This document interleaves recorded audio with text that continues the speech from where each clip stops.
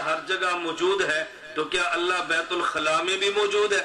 اب اگر آپ کہیں کہ بیت الخلاء میں موجود نہیں ہے تو ہر جگہ موجود ہونے کا عقیدہ ٹوٹ گیا۔ اگر آپ کو بیت الخلاء میں موجود ہے تو آپ کے خلاف توہین خدا کا ایک مستقل پرچہ ہو جائے گا کہ دیکھو یہ اللہ کے گستاخ ہے اور خدا کو بیت الخلاء میں ریاض باللہ کہہ رہے ہیں۔ آپ اس کا جواب اب کیسے دیں گے؟ آدمی ایسے پھنستا ہے، سمجھتے کہ اس کا جواب دینا مشکل نہیں۔ تو اس نے سوال کیا کیا خدا بیت الخلاء میں بھی موجود ہے؟ اگر آپ کہیں موجود ہے تو زبان کہہ نہیں سکتی، اگر آپ کہہ دیں کہ موجود نہیں ہے تو پھر ہر جگہ موجود ہونے کا عقیدہ ٹوٹ جائے گا۔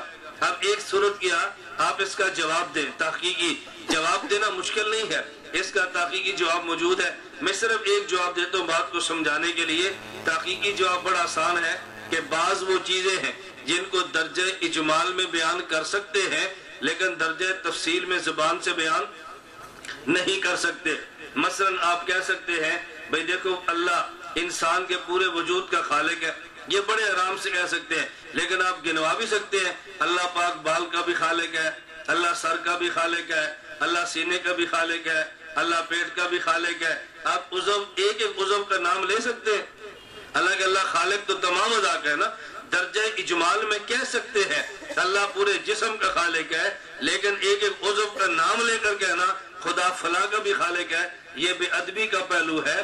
درجہ تفصیل میں کہے تو بے ادبی ہے، اجمال میں کہہ دے تو بے ادب ہے۔ خدا ہر جگہ ہے یہ کہہ سکتے ہیں، بعض جگہوں کا نام لے کر کہیں تو تفصیل خلاف ادب بن جاتی ہے۔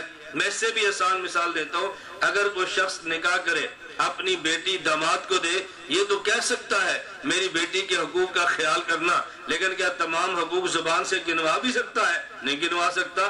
درجہ اجمال میں کہے تو ٹھیک ہے، درجہ اجمال میں کہہ دے ٹھیک، درجہ تفصیل میں مشکل۔ اب یہ دیکھو جواب تحقیقی صاحب علم کے دل کو لگتا ہے لیکن عوام اس بات کو اتنی جلدی سمجھے گی نہیں۔ اب اس کو سوال کا جواب دینے کی بجائے سوال پھینکو اور سوال پر سوال کرو۔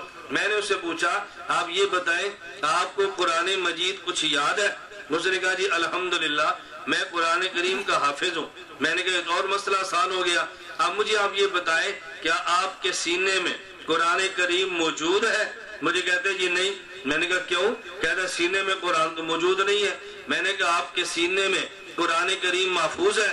مجھے کہتے محفوظ ہے، تبھی تو حافظ ہوں، اگر محفوظ نہ ہوتا حافظ کیوں کہتے؟ میں نے کہا عجیب بات یہ ہے قرآن کو سینے میں محفوظ مانتا ہے، موجود نہیں مانتا۔ کوئی چیز موجود نہ ہو محفوظ ہو نہیں سکتی۔ کوئی بندہ کہے میری جیب میں پیسے موجود تو نہیں ہے لیکن محفوظ ہیں، میرے گھر میں گندم موجود تو نہیں لیکن محفوظ ہے، سر میں دماغ موجود تو نہیں لیکن محفوظ ہے۔ میں نے کہا کیسے ہو سکتا ہے؟ بھئی پہلے موجود مانے گا تو پھر محفوظ مانے گا نا۔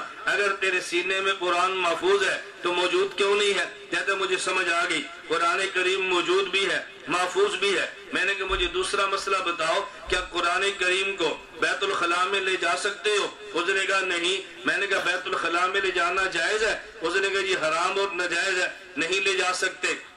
میں نے کہا تیسرا مسئلہ، جب آپ بیت الخلاء میں جاتے ہو آپ کے سینے میں قرآن موجود بھی ہے، بیت الخلاء میں لے جانا ناجائز بھی ہے، تو جب آپ بیت الخلاء میں جاؤ سینہ پھاڑ کے قرآن باہر رکھ کے پھر بیت الخلاء میں جاتے ہو؟ اس نے کہا نہیں۔ تو میں نے کہا پھر قرآن کہاں گیا جب تم بیت الخلاء میں تھے؟ مجھے فوراً کہنے لگا میرے سینے میں قرآن موجود ہے لیکن وجود اور جسم سے پاک ہے۔ میں نے کہا خدا بھی ہر جگہ موجود ہے مگر وجود اور جسم سے پاک ہے۔